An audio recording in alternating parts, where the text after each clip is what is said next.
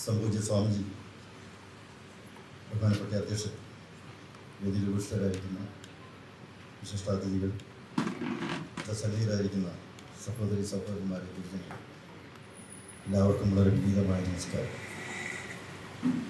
മാധവജി അനുസ്മരണം എന്ന് പറയുന്നത് ഒരു സാഹസികമായ ഒരു കാര്യം. വാക്കുകളിൽ ഒതുക്കി ഒരു പ്രത്യേക സമയപരിധിക്കുള്ളിൽ പറഞ്ഞു തീർക്കാൻ കഴിയുന്ന ഒരു വ്യക്തിത്വമല്ലത്. മാധവജി ഒരനുഭവമായി, ഒരനുഭൂതിയായി. സംഘടനാ പ്രവർത്തന രംഗത്ത് എപ്പോഴും ഒരു ഗുരുവിൻ്റെ സ്ഥാനത്ത് നിന്ന് ശാസിക്കാനും നേർവഴി കാണിക്കാനും പ്രേരണയും പ്രചോദനവും നൽകിയ ഒരു വഴികാട്ടിയായി, പ്രേരണാ സ്രോതസ്സായി ഉണ്ടായിരുന്നു എന്നുള്ളത് കൊണ്ട് തന്നെ വാക്കുകളിൽ ഒതുക്കി ഒരു അനുസ്മരണം നടത്താൻ ഞാൻ അശക്തനാണ്. എന്നിരുന്നാൽ പോലും വളരെ വർഷക്കാലം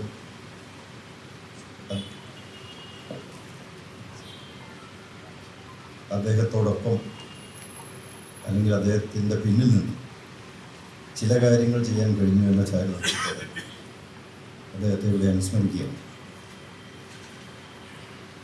ആരാഭാരം പോലെ കിടക്കുന്ന ഒരു വിശാലമായ വ്യക്തിത്വത്തിൻ്റെ അല്പമെങ്കിലും ഒരു സ്പർശനം മാത്രമേ എനിക്ക് നടത്താൻ പറ്റൂ. ഞങ്ങൾ തമ്മിൽ പരിചയപ്പെടുന്ന കാലം മുതൽ അതൊരു പ്രത്യേക വർഷമോ തീയതിയോ പറയാനാവില്ല. ഞാൻ എത്ര ആലോചിച്ച് നോക്കിയിട്ടും അത് സാധിക്കുന്നില്ല.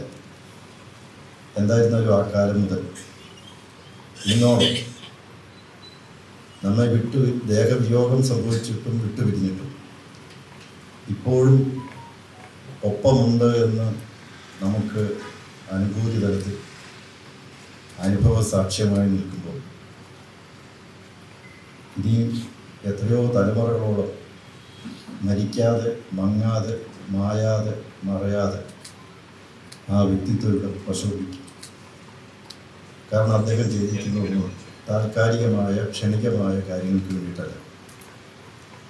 അദ്ദേഹം ചെയ്തതെല്ലാം ശാശ്വതമായ, എന്നെന്നും നിലനിൽക്കേണ്ടതായ ഈ നാടിൻ്റെ സമഗ്രമായ സമൂലമായ പരിവർത്തനത്തിനും നവോത്ഥാനത്തിനും വേണ്ടിയാണ്. അതുകൊണ്ട് തന്നെ വരും തലമുറ ഓർക്കുക മാത്രമല്ല, അത് സ്വന്തം ജീവിതത്തിൽ അവർ ഒരു പ്രേരണാ ശക്തിയായി അനുഭവവേദ്യമാകും എന്നുള്ള കാര്യത്തിൽ ഒരു സംശയവും വേണ്ട. മാധവജിയെ പല കോണുകളിൽ കൂടി നോക്കിക്കാണാൻ കഴിയും. ക്ഷേത്ര സംരക്ഷണ സമിതിയുടെ ആദ്യകാലം മുതൽ തന്നെ പ്രവർത്തന രംഗത്തുണ്ടായിരുന്നു എന്നുള്ളത് മാത്രമല്ല, കേരളത്തിൻ്റെ സമൂഹ മനസാക്ഷി തൊട്ടുണർത്താൻ കഴിയുന്ന ആശയാദർശങ്ങൾ എന്തായിരിക്കണമെന്നതിനെക്കുറിച്ച് വളരെ വ്യക്തമായി നിർവചിച്ച് അത് ഭംഗിയായി പച്ച മലയാളത്തിൽ കേരളത്തിലെ ജനങ്ങളോട് അദ്ദേഹം പറയുന്നു. അത് ഒരു ഉത്സവത്തിൻ്റെ ആഘോഷവേളയിൽ അവിടുത്തെ വേദിയിൽ നിന്നാവാം, പ്രവർത്തകരുടെ ഒരു ബൗദ്ധികൻ്റെ രൂപത്തിലാവാം, നാൽക്കവലയിൽ നിന്നുകൊണ്ട് നടത്തുന്ന പ്രസംഗ രൂപത്തിലാവാം, എല്ലാത്തിലും മുഴങ്ങി കേൾക്കുന്ന ഒരു ശബ്ദം. അത് ഈ നാടിൻ്റെ സമഗ്രമായ സമൂലമായ പരിവർത്തനമാണ്. ആ പരിവർത്തനത്തെ ലക്ഷ്യം വെച്ചുകൊണ്ട് അദ്ദേഹം വായിക്കുന്ന ഓരോ ശരങ്ങളാണ്. അത് കേൾക്കുന്നവർക്ക് മനസ്സിലാവും. കാരണം ഓരോ പ്രസ്ഥാനത്തിൻ്റെയും വാർഷികാഘോഷ പരിപാടികളിൽ അദ്ദേഹം പ്രസംഗിച്ചിട്ടുണ്ട്. നമ്മുടെ പരിവാർ പ്രസ്ഥാനങ്ങളിലെല്ലാം അവിടെ എല്ലാം പ്രസംഗിക്കുമ്പോൾ ആ പരിവാർ പ്രസ്ഥാനത്തിൽപ്പെട്ടവർക്കൊക്കെ തോന്നും ഇത് നമ്മുടെ ആളാണ്.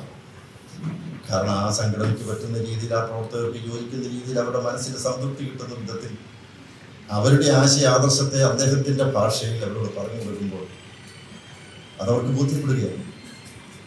അത് വനവാസി കല്യാണാശ്രമത്തിൻ്റെ പരിപാടിയായിക്കൊള്ളട്ടെ, അത് മത്സ്യപ്രവർത്തക സംഘത്തിൻ്റെ വാർഷിക സമ്മേളനത്തിലായിക്കൊള്ളട്ടെ, അല്ലെങ്കിൽ പഠന ശിബിരത്തിലായിക്കൊള്ളട്ടെ, അല്ലെങ്കിൽ ക്ഷേത്ര സംരക്ഷണ സമിതിയുടെ ആയിക്കൊള്ളട്ടെ, സമൂഹത്തിൻ്റെ നാനാമണ്ഡലങ്ങളിൽ വിവിധങ്ങളായ വൈവിധ്യമാർന്ന സമൂഹ തലങ്ങളിൽ നിന്നുകൊണ്ട് അദ്ദേഹം സംസാരിക്കുമ്പോഴും വ്യത്യസ്തമായ ഭാഷയിലും നിലപാടുകളിൽ നിന്നുകൊണ്ടാണ് പറയുന്നതെങ്കിൽ പോലും അദ്ദേഹത്തിൻ്റെ ലക്ഷ്യമൊന്നു തന്നെയാണ്.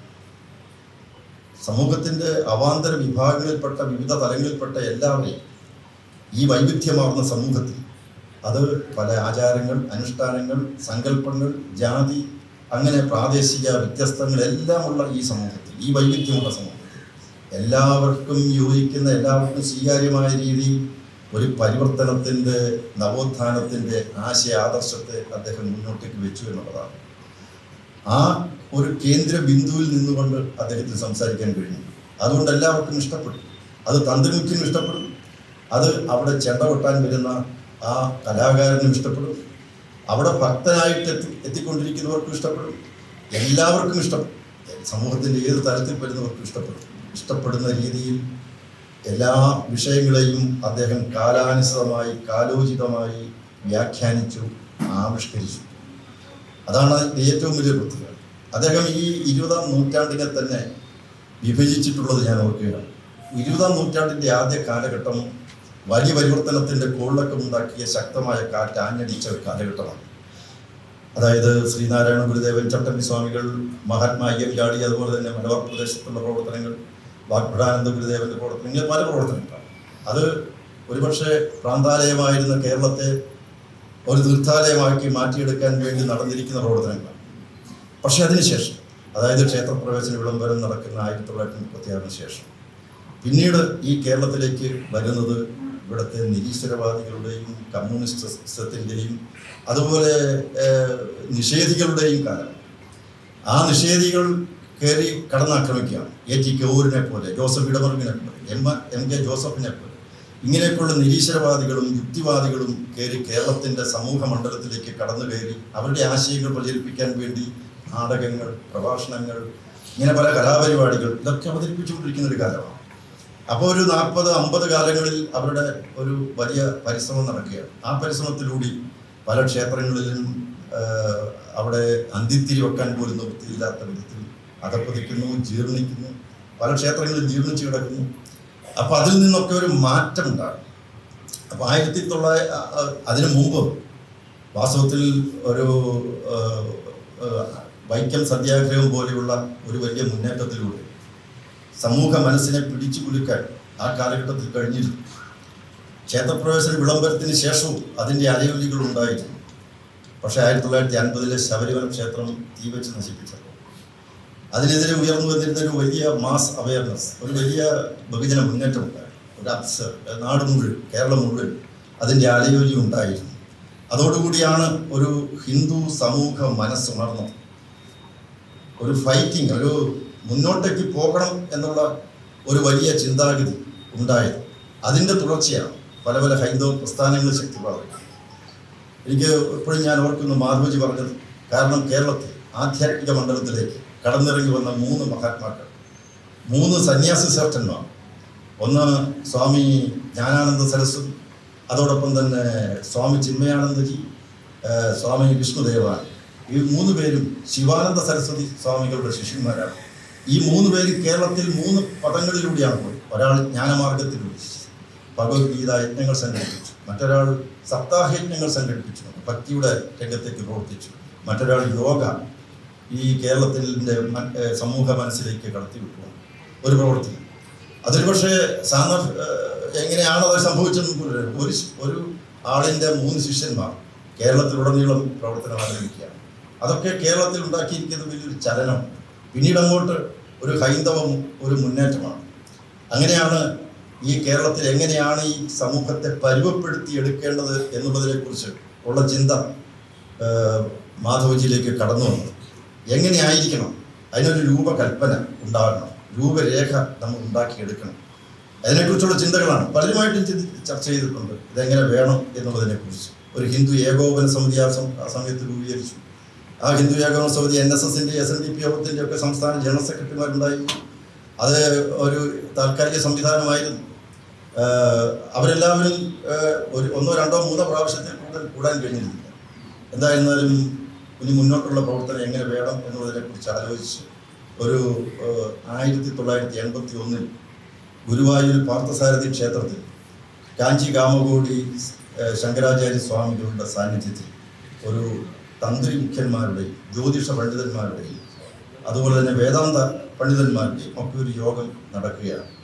അവിടെ വെച്ചാണ് കാഞ്ചി ശങ്കരാചാര്യ സ്വാമികൾ മാധവജിയോട് ചോദിച്ചു, നമുക്ക് ഇവിടെ ഈ ക്ഷേത്രങ്ങളിൽ ഒക്കെ നിരവധി വിഭിന്നങ്ങളായ വ്യത്യസ്തങ്ങളായ ആചാരങ്ങൾ, ഇതിനെങ്ങനെയാണ് നമുക്ക് സംയോജിപ്പിക്കാൻ സാധിക്കുക? ഇതെങ്ങനെയാണ് ഹിന്ദു മനസ്സിലേക്ക് കടന്നിറങ്ങിച്ചെന്ന് അവരിൽ ഒരു ഐക്യത്തിൻ്റെ, ഒരു സമന്വയത്തിൻ്റെ, ഒരു നല്ല അന്തരീക്ഷം ഈ കേരളത്തിൽ എങ്ങനെ സൃഷ്ടിക്കാൻ കഴിയും? മാധവജി കാഞ്ചി ശങ്കരാചാര്യ സ്വാമികളുമായിട്ട് നടത്തിയ ആ ഒരു കൂടിക്കാഴ്ചയിൽ വളരെ വ്യക്തമായി മാധവജി ഉത്തരം കൊടുത്തു, അത് നമുക്ക് സാധിക്കും. അത് ഞാൻ എൻ്റെ തൊട്ടടുത്ത് ഇവിടെ പറവൂർ ശ്രീധരൻ തന്ത്രിയുണ്ട്, ശ്രീധരൻ തന്ത്രിയായിട്ട് ആലോചിച്ച് അതിനൊരു തീരുമാനമെടുക്കാം എന്ന് പറഞ്ഞു. അതേ തുടർന്നാണ് മാധവജി പറവൂർ ശ്രീധരൻ തന്ത്രി അദ്ദേഹവുമായി ഇന്ന് സംസാരിക്കുന്നു. ആ സംസാരിച്ചപ്പോൾ ശ്രീധരൻ തന്ത്രി ഒരു ചോദ്യം ചോദിച്ചു, ശരി, നമുക്ക് എല്ലാവരെയും തന്ത്രം പഠിപ്പിക്കാം, പൂജാതി കാര്യങ്ങളൊക്കെ പഠിപ്പിക്കാം, പക്ഷെ ആര് പഠിപ്പിക്കും? മാധവജി പറഞ്ഞു, അതേക്കുറിച്ചൊന്നും ഇപ്പോൾ നിങ്ങൾ ആലോചിച്ച് ബുദ്ധിമുട്ടേണ്ട കാര്യമില്ല, ഞാൻ വ്യവസ്ഥ ചെയ്യാം. അങ്ങനെ 1981 ആലുവ അദ്വൈതാശ്രമത്തിൽ അവിടെ ഒരു തന്ത്ര പരിശീലന പഠന ശിബിരം നടക്കുകയാണ്.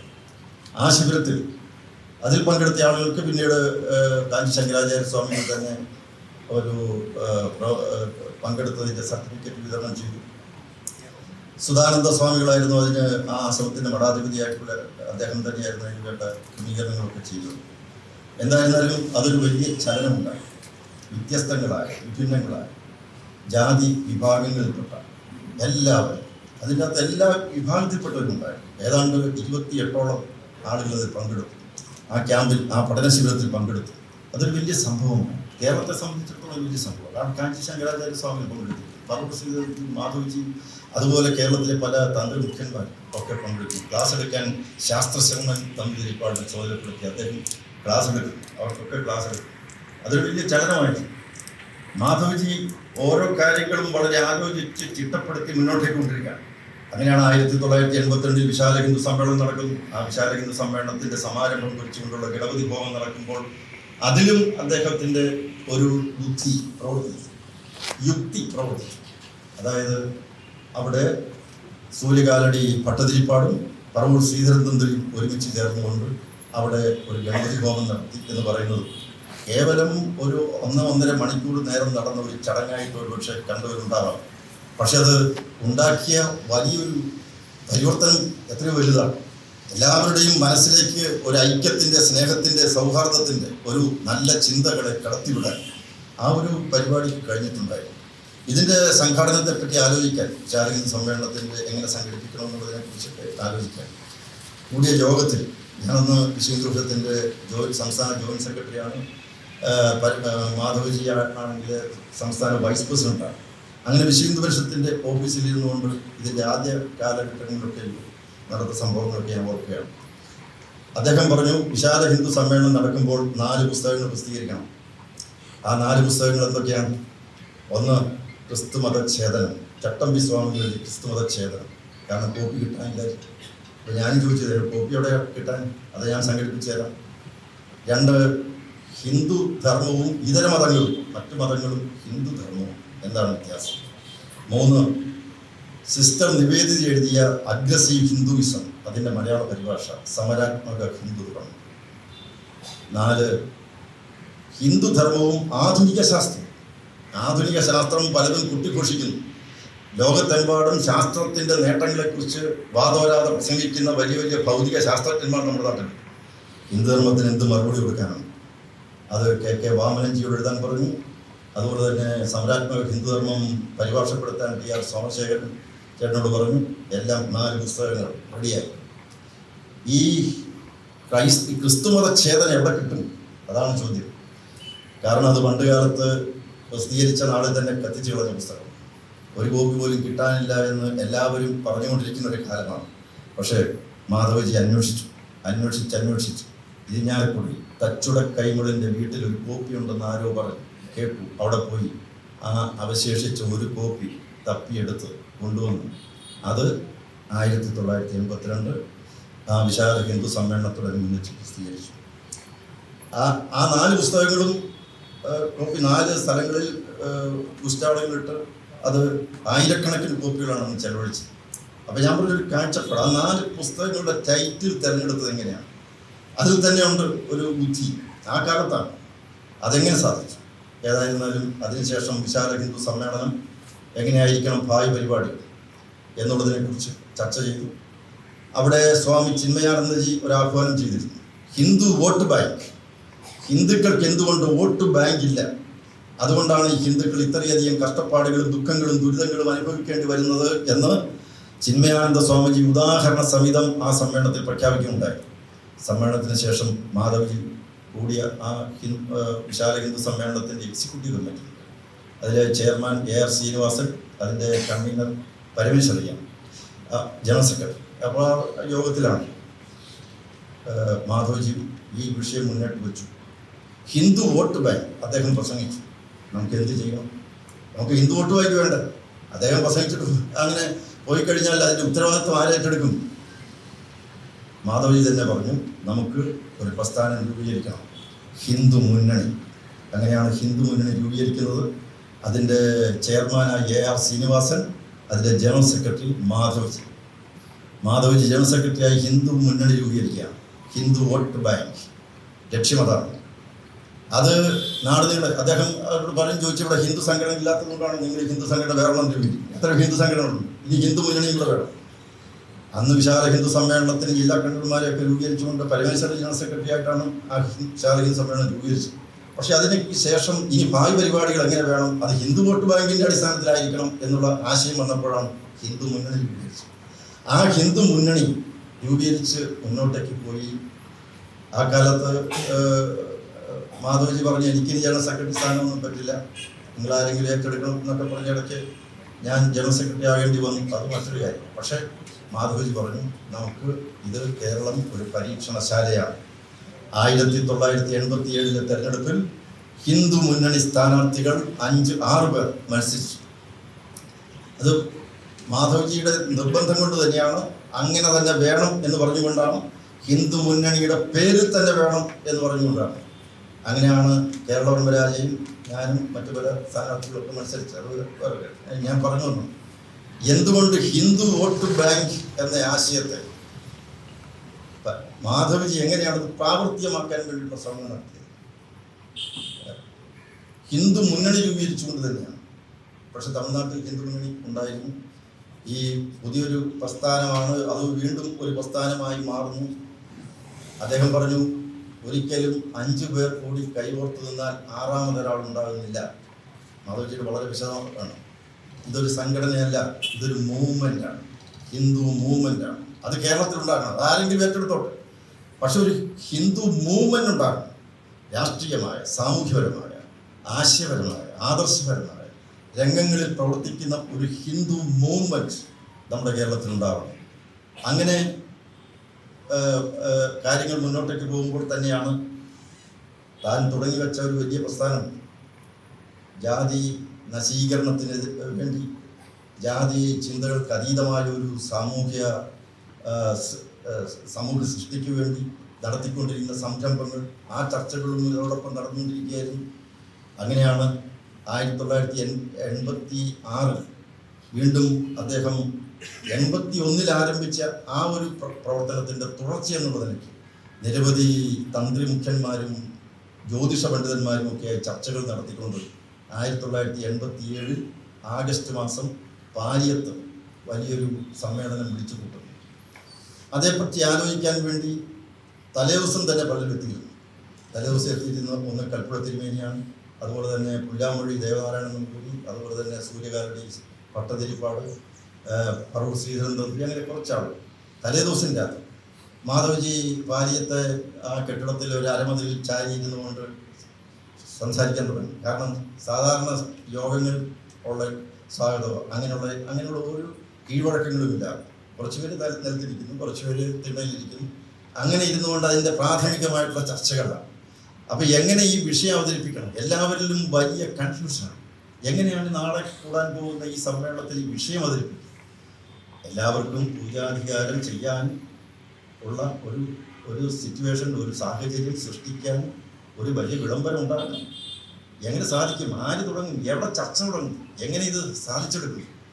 പലർക്കും അവിടെ കൂടിയിരിക്കുന്ന പലർക്കും എങ്ങനെ ഇത് വേണമെന്ന് ആഗ്രഹമുണ്ട്. ഇതെങ്ങനെ വേണം? എല്ലാവരും മാധവജിയോടാണ് ചോദിക്കുന്നത്, ഇതെങ്ങനെ വേണം? നാളത്തെ ഇത് കാര്യം എങ്ങനെ സാധിക്കും? അദ്ദേഹം യാതൊരു കൂസലും കൂടാതെ വളരെ വ്യക്തമായി പറയും, ഇതിനൊക്കെ പ്രമാണമുണ്ട്. നമ്മൾ ഈ ചെയ്യുന്ന ഒരു കാര്യവും നമ്മളാൽ ഉണ്ടാക്കുന്നതല്ല, ഇതൊക്കെ ഋഷിശ്രേഷ്ഠന്മാരുടെ കൽപ്പനയാണ്. ഇതിനൊക്കെ നമ്മുടെ ഹിന്ദുധർമ്മത്തിൽ പ്രമാണമുള്ളതാണ്. അതുകൊണ്ട് പാലിയത്ത് നമ്മളെല്ലാവരും ഒരുമിച്ച് ചേർന്ന് ഒരു പ്രയാസവും കൂടാതെ നമുക്ക് വിളംബരം ഉണ്ടാക്കാൻ കഴിയും. അത് നാളെ നമുക്ക് ചർച്ച ചെയ്യാം. അത് ഒരു കാരണവശാലും ജാതി എന്നൊക്കെ പറയുന്നത് ഉണ്ടായതെന്നാണ്. സൂര്യാവളി ഭട്ടതിരോട് ചോദിച്ചു, ജാതി ഉണ്ടായതെന്നാണ്. ഉണ്ടായത് ഒക്കെ എപ്പോഴാണ്? അതിനൊക്കെ മുമ്പ് നമ്മളാരും ഇല്ലായിരുന്നു, നമ്മുടെ ശാസ്ത്രങ്ങളില്ലായിരുന്നു. നമുക്ക് ആ ശാസ്ത്രത്തെ പിൻപറ്റിക്കൊണ്ട് ചെയ്യാവില്ല, നമ്മുടെ ശാസ്ത്രത്തെ പിൻപറ്റിക്കണം. പാലിയം വിളംബരം പിറ്റേ ദിവസം അതിൻ്റെ ബാക്ക്ഗ്രൗണ്ട്, അതിൻ്റെ സാഹചര്യവും ഒക്കെ വിശദീകരിച്ചുകൊണ്ട് മാധവജി നടത്തിയ ആ ഒരൊറ്റ പ്രസംഗത്തോടുകൂടി അവിടെ കൂടിയിരുന്ന 18ഓളം വലിയ വലിയ പണ്ഡിതന്മാർ, എല്ലാ വിഭാഗങ്ങളിൽപ്പെട്ടവർ, അവർ എല്ലാവരും അംഗീകരിച്ചു, അവരുടെ അഭിപ്രായങ്ങൾ രേഖപ്പെടുത്തി. ആ പാലിയം വിളംബരം അങ്ങനെ ഉണ്ടായി.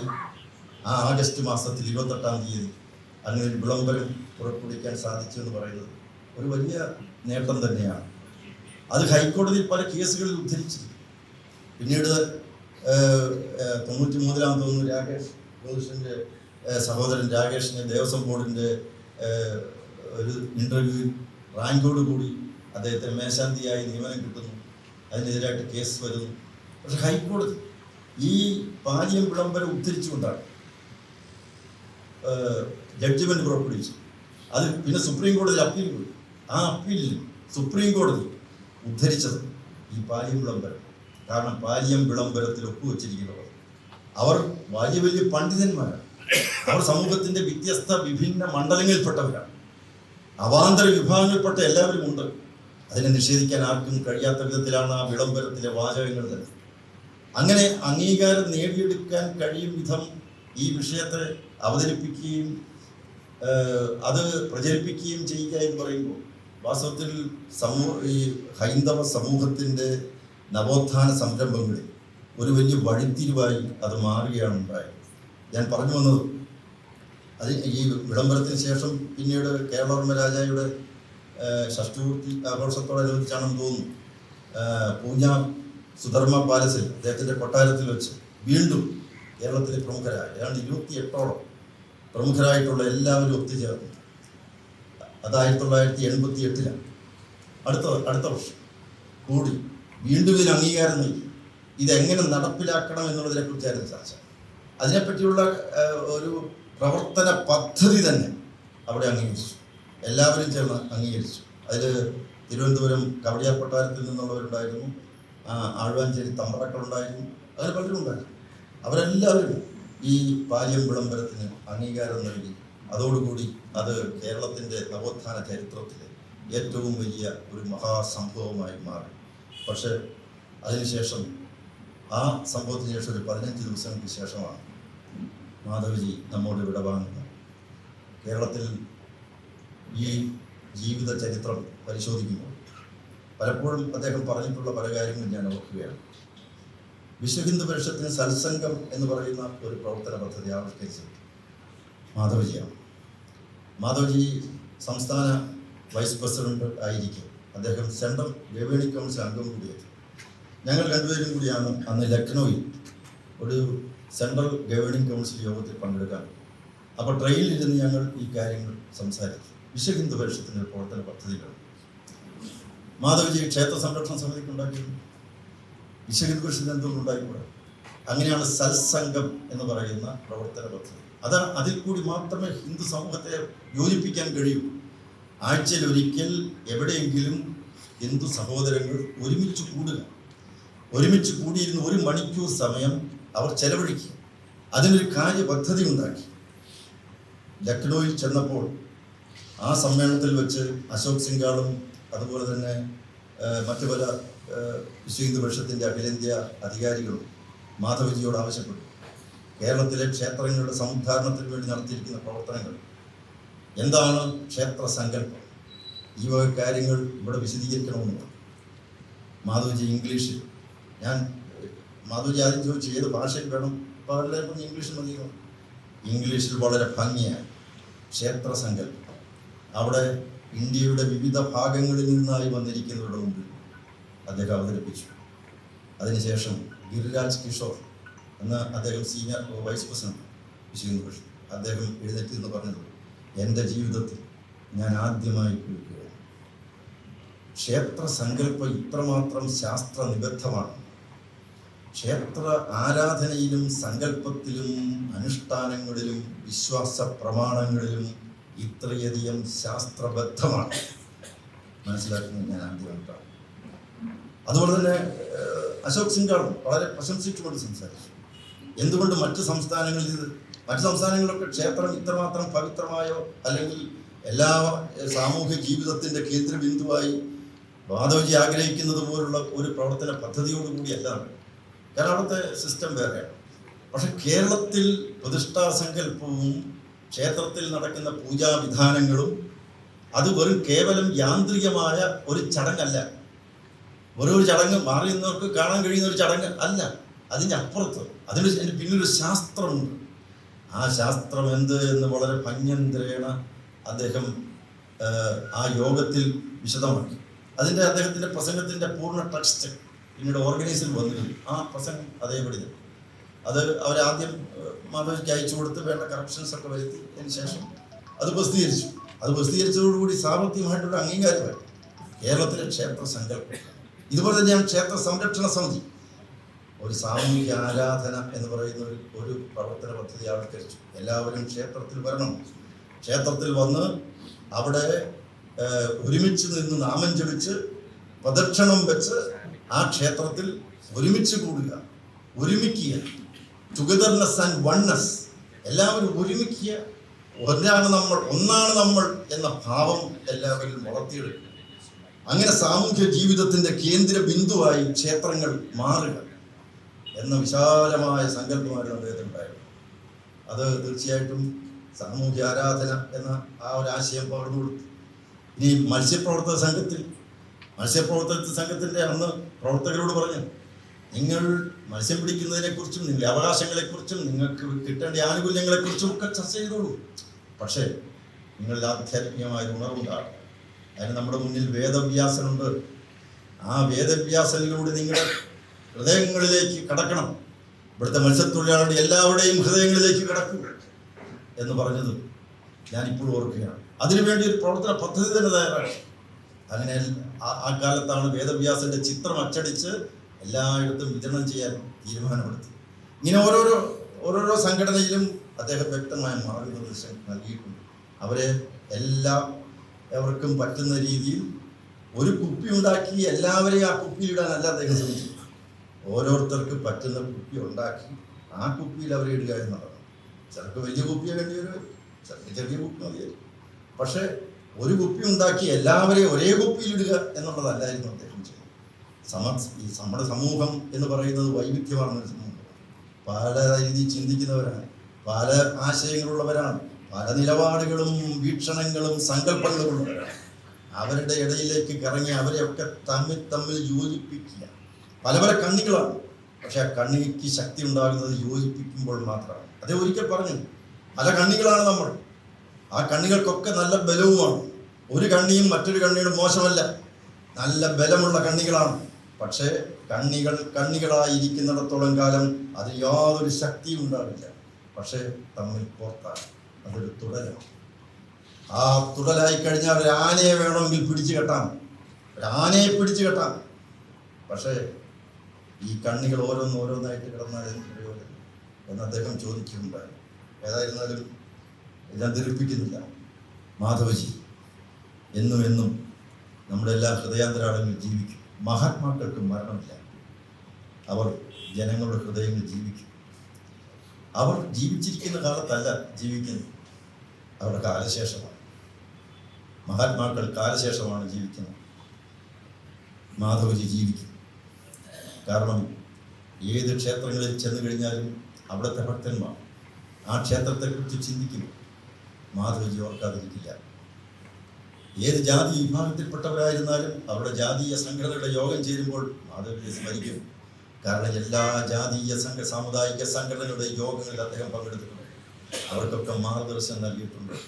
വിശ്വകർമ്മ സമുദായത്തിൻ്റെ അടുക്കൽ ചെല്ലുമ്പോൾ വിശ്വകർമാവിനെ കുറിച്ച് എത്രയോ ഭംഗിയായി അദ്ദേഹം വിശേഷിക്കുന്നത് കേൾക്കുമ്പോൾ ആ വിഭാഗത്തിൽപ്പെട്ടവർ എങ്ങനെ മാധവജിയെ മറക്കും? ഒരിക്കലും മറക്കാനാവില്ല. അതുപോലെ ഓരോ വിഭാഗത്തിൽപ്പെട്ടവർ അവരുടെ എല്ലാം ഹൃദയത്തിൽ മാധവജിയുണ്ട്. അവരുടെ രക്തത്തിൽ, അവരുടെ മജ്ജയിൽ തുടിക്കുന്ന വികാരമാണ്. തീർച്ചയായും അനശ്വരനാണ്. മാധവജിക്കും മരണമില്ല. മാധവജി എന്നും എന്നും ജീവിക്കുന്നു, യാതൊരു സംശയവുമില്ല. ആ മാധവജി നമ്മെ എല്ലാവരെയും വഴികാട്ടട്ടെ. നിരവധി പ്രക്ഷോഭ മാർഗങ്ങളിൽ പങ്കെടുത്തത് ഞാൻ ഈ അവർക്ക് സ്മരിച്ചുകൊണ്ട് അവസാനിപ്പിക്കുക. ഞാൻ ഇപ്പോഴും ഓർത്ത് ഇളവൂർ തൂക്കം, അതുപോലെ തന്നെ ഗുരുവായൂരിൽ അവിടെ ചെണ്ട കൊട്ടുന്നത് ജാതീയമായ വിവേചനം കാണിച്ചു എന്നുള്ള ഒരൊറ്റ കാരണത്താൽ ഉണ്ടായ പ്രക്ഷോഭം, ഇതെല്ലാം ഇടപെട്ട് അദ്ദേഹം ഭംഗിയായി പരിഹരിച്ചത് എങ്ങനെയാണ്? അത് നേരെ കയറിച്ചത് പറ്റില്ല എന്നല്ല പറഞ്ഞു. ഉമാനന്ദ സ്വാമിജി ഇടവൂർ തൂക്കം പാടില്ല എന്ന് പറഞ്ഞുകൊണ്ട് സത്യാഗ്രഹ സമര പരിപാടിയുമായി നേരെ ക്ഷേത്രത്തിലേക്കാണ് വന്നത്. അത് പാടില്ല എന്ന് പറഞ്ഞു. അതേസമയം ഇപ്പുറത്ത് നിന്നുകൊണ്ട് മാധവജി പറഞ്ഞു അതാകാമെന്ന് പറഞ്ഞു. ആയാൽ എന്താ കുഴപ്പം എന്ന് ചോദിച്ചു. പക്ഷേ അതാണ് ഒരു സംഘാടകന്റെ കഴിവെന്ന് പറയുന്നത്. അദ്ദേഹം എല്ലാവരോടും കൂടെ നിന്നിട്ട് പറഞ്ഞു നമുക്ക് ഇപ്രാവശ്യം എന്തായിരുന്നാലും ഇടവൂർ തൂക്കം നടത്താം. എല്ലാവരും സന്തോഷം. നടത്തിയതിന് ശേഷമാണ് മാധവിയുടെ ഓപ്പറേഷൻ. പിറ്റേ ദിവസം ചെല്ലുകയാണ്, എല്ലാവരെയും വിളിച്ചു കൂട്ടി. അദ്ദേഹം ചോദിച്ചു എങ്ങനെയുണ്ട് ഇതിൻ്റെ ദൂരവ്യാപകമായിട്ടുള്ള ഓരോ ദൂഷ്യവശങ്ങളെക്കുറിച്ച് മെല്ലെ പറഞ്ഞു. അതിനുശേഷം എല്ലാവരുടെയും യോഗം വിളിച്ചു കൂട്ടി. ഇങ്ങനെയൊരു ആചാരം നമ്മൾ എന്തിനാണ് ഇങ്ങനെ കൊണ്ട് നടക്കുന്നത് പറഞ്ഞ് ബോധ്യപ്പെടുത്തി. 1 അല്ല 2 അല്ല 3 യോഗങ്ങൾ. എന്നിട്ട് എല്ലാവരും പറഞ്ഞു നമുക്കൊരു ദേവപ്രശ്നം നടത്തുക. അങ്ങനെ ഒരു ദേവപ്രശ്നം അവിടെ നടത്തി. ആ ദേവപ്രശ്നത്തിൽ കണ്ടു ഇതിനെ ഇവിടെ തുടരേണ്ട ആവശ്യം. അപ്പം എല്ലാവർക്കും ബോധ്യപ്പെട്ടു ആചാരങ്ങൾ മാറ്റേണ്ടത് അങ്ങനെയാണ്. ദുരാചാരങ്ങൾ ഉണ്ടെങ്കിൽ, ഏതെങ്കിലും വിധത്തിൽ നമുക്ക് ഹാനികരമായ എന്തെങ്കിലും പ്രവണതകൾ നമ്മുടെ ഹിന്ദു സമൂഹത്തിൽ ഉണ്ടെങ്കിൽ അത് അവരോടൊപ്പം പോയിരുന്നു. അവർ നമ്മുടെ സഹോദരന്മാരാണ്. അവരോടൊപ്പം പോയിരുന്നു, അവർക്ക് പറയാനുള്ളത് മുഴുവൻ കേട്ട്, അവരോടൊപ്പം ചിന്തിച്ച്, അവരെ മുഴുവൻ സംഘടിപ്പിച്ച്, അവരെ കാര്യങ്ങൾ പറഞ്ഞ് ബോധ്യപ്പെടുത്തി, അവരെ കൂടി പങ്കെടുപ്പിച്ചുകൊണ്ടൊരു മാറ്റം ഉണ്ടാക്കി. അതാണ് ഇളവൂർ നടന്നത്. എത്ര മാതൃകാപരമായിട്ടുള്ള ഒരു നടപടിയാണ്. അദ്ദേഹം എതിർത്തുകൊണ്ടല്ല. ഇത് ഗുരുവായൂരും അങ്ങനെ തന്നെയാണ്. ഗുരുവായൂരിലെ ഒരു അനുഭവം ഞാൻ പറയുകയാണ്. പ്രക്ഷോഭ പരിപാടികൾ പലതിലും പങ്കെടുത്ത് അദ്ദേഹത്തോടൊപ്പം ഉണ്ടായിരുന്നു. നിരവധി സംഭവങ്ങൾ ഓർമ്മ വരികയാണ്. ഇനി സമയക്കുറവ് അവിടെ അധ്യക്ഷൻ നോക്കുന്നുണ്ട്, ഞാൻ അതൊക്കെ നിർത്തുകയാണ്. അപ്പോൾ ഒരു സംഭവം കൂടി. ഒന്ന്, ഗുരുവായൂർ ക്ഷേത്രത്തിലെ ഊട്ടുപള്ളിയുടെ സദ്യ സംബന്ധിച്ച കാര്യമാണ്. ഊട്ട് ബ്രാഹ്മണർക്ക് മാത്രമേ ആഹാരം കഴിക്കാൻ പറ്റൂ. ഒരിക്കൽ സ്വാമി ആനന്ദതീർത്ഥൻ അതിൻ്റെ ഉള്ളിലേക്ക് പ്രവേശിച്ചു. അവിടുത്തെ ഗാർഡ് നിന്ന് അവർ കയറി പിടിച്ചു. വലിയ പ്രശ്നമായി. ഇവിടെ ബ്രാഹ്മണർക്ക് മാത്രമേ പറ്റുള്ളൂ, നിങ്ങളെ പറ്റില്ല, കശംശയായി. അങ്ങനെ ഒരു വലിയ പ്രശ്നം പത്രത്തിൽ മുഴുവൻ വലിയ വാർത്തയായി. അതൊരു വലിയ വാർത്തയായി. അത് 1982 ഏതാണ്ട് സെപ്റ്റംബർ ഒക്ടോബർ മാസത്തിലാണ്. അത് വളരെ കരുതിക്കൂട്ടി ആലോചിച്ച് ഏതോ ബുദ്ധികേന്ദ്രത്തിൽ നിന്നും ഉണ്ടായൊരു സംഭവം കൂടിയാണ്. അത് ആലോചിക്ക് വളരെ വ്യക്തമായിട്ടറിയാം. ആ സംഭവം വന്ന എങ്ങനെ ഇത് കൈകാര്യം ചെയ്യണം? കല്ലർ സുകുമാരൻ, അദ്ദേഹം ദളിത് ഫെഡറേഷൻ്റെ സംസ്ഥാന പ്രസിഡന്റാണ്. കേരള ദളിത് ഫെഡറേഷൻ സംഘടന സംസ്ഥാന പ്രസിഡന്റാണ് കല്ലർ സുകുമാരൻ. അദ്ദേഹം പത്മനാഭസ്വാമി ക്ഷേത്രത്തിൽ നിന്നും ഗുരുവായൂരിലേക്ക് ഇവിടുത്തെ അധസ്ഥിത ജനവിഭാഗങ്ങളെ എല്ലാവരെയും സംഘടിപ്പിച്ചുകൊണ്ട് ഒരു വലിയ യാത്ര. ഞങ്ങൾ ഗുരുവായൂരമ്പലത്തിൽ പ്രവേശിക്കും, ഞങ്ങൾ ഊട്ടുവരയിൽ കയറി സദ്യയിൽ പങ്കെടുക്കും, ഊണ് ഞങ്ങൾ കഴിക്കും, ആര് തടഞ്ഞാലും കഴിക്കും. പ്രശ്നമായി എന്ത് ചെയ്യും? വലിയ ചർച്ചയാണ്. മാധവജി അന്ന് പരമേശ്വരിയോട് അനന്തേട്ടനുണ്ടെങ്കിൽ പല ആൾക്കാരെല്ലാവരും കൂടി എന്ത് ചെയ്യും എന്നുള്ളതിനെക്കുറിച്ച് ചർച്ചയാണ്. മാധവജി പറഞ്ഞു ഇതൊരു വലിയ കൂട്ടാലോചന. വിശാല ഹിന്ദു സമ്മേളനം ഉണ്ടാക്കിയ വലിയൊരു നല്ല അന്തരീക്ഷം നിലനിൽക്കുമ്പോൾ മാത്രവുമല്ല, ഗുരുവായൂർ സത്യാഗ്രഹത്തിൻ്റെ 60ാം വാർഷികാഘോഷ പരിപാടികൾ വിപുലമായി നടക്കുന്നതിൻ്റെ ഒരു വലിയ പശ്ചാത്തലത്തിൽ ജനങ്ങളിലുണ്ടായിരിക്കുന്ന ഈ ഒരു വലിയ പരിവർത്തനത്തെ മാറ്റത്തെ തകിടം മറിക്കാൻ, അട്ടിമറിക്കാൻ നടത്തിയ ഏറ്റവും വലിയ ഗൂഢാലോചനയാണ്. അതുകൊണ്ട് ഞാൻ പറയുന്നു, നല്ല ബുദ്ധി ഇവിടെ ഞാൻ പറയാം. കല്ലറ സുകുമാരൻ്റെ യാത്രയ്ക്ക് ഗംഭീര സ്വീകരണം കൊടുക്കുക. ഗംഭീര സ്വീകരണം കൊടുത്തേക്ക്. എന്താ കുഴപ്പം? കൊടുത്തേക്ക്. പത്മനാഭസ്വാമി ക്ഷേത്രത്തിൽ നിന്ന് ഇറങ്ങുമ്പോൾ കല്ലറ സുകുമാരൻ കാണുന്നത് അവിടുത്തെ പ്രവർത്തകരെല്ലാം കാരമണിക്കുന്നു, ഷാളിടുന്നു, അദ്ദേഹത്തെ എതിരേറ്റുകൊണ്ട് പോവുകയാണ്. എല്ലായിടത്തും ഗംഭീര സ്വീകരണം, ഭയങ്കര ബഹളം. മുഖ്യമന്ത്രിക്ക് മനസ്സിലായി സംഗതി ഇത് കൈവിട്ടു പോകും. മുഖ്യമന്ത്രി കരുണാകരനാണ്, അദ്ദേഹം വലിയ ബുദ്ധിമാൻ. അദ്ദേഹം ഇത് തടയണമെന്ന് പോലീസിന് ഉത്തരവ് കൊടുത്തയാളാണ്. ഈ കല്ലറ സുകുമാരൻ്റെ ഈ യാത്ര അവിടെ വരുമ്പോൾ തടയണം എന്നൊക്കെ ഉത്തരവ് കൊടുത്തയാൾ അദ്ദേഹം തന്നെ തീരുമാനമെടുത്തു. അവസാനം ഏതൊക്കെയാണ് നടക്കുന്ന ആ സദ്യയിൽ കല്ലറ സുകുമാരനോടൊപ്പം പോയി ഞാനും അംഗീകരിക്കുക. അങ്ങനെ മുഖ്യമന്ത്രിയും ഗുരുവായൂരമ്പലത്തിൽ വന്നിരുന്ന് കഴിക്കേണ്ടി വന്ന സ്ഥിതി വിശേഷം ഉണ്ടാക്കാൻ പിന്നിൽ പ്രവർത്തിച്ച, അങ്ങനെ ഒരു സാഹചര്യം ഉണ്ടാക്കാൻ ഇടയാക്കിയതിൻ്റെ പിന്നിൽ പ്രവർത്തിച്ച ബുദ്ധികേന്ദ്രം മാധവജിയാണ്. ഇനി മാധവജിയെക്കുറിച്ച് കൂടുതൽ ഞാൻ പറയുന്നില്ല. എല്ലാവർക്കും സന്തോഷം. നന്ദി, നമസ്തേ.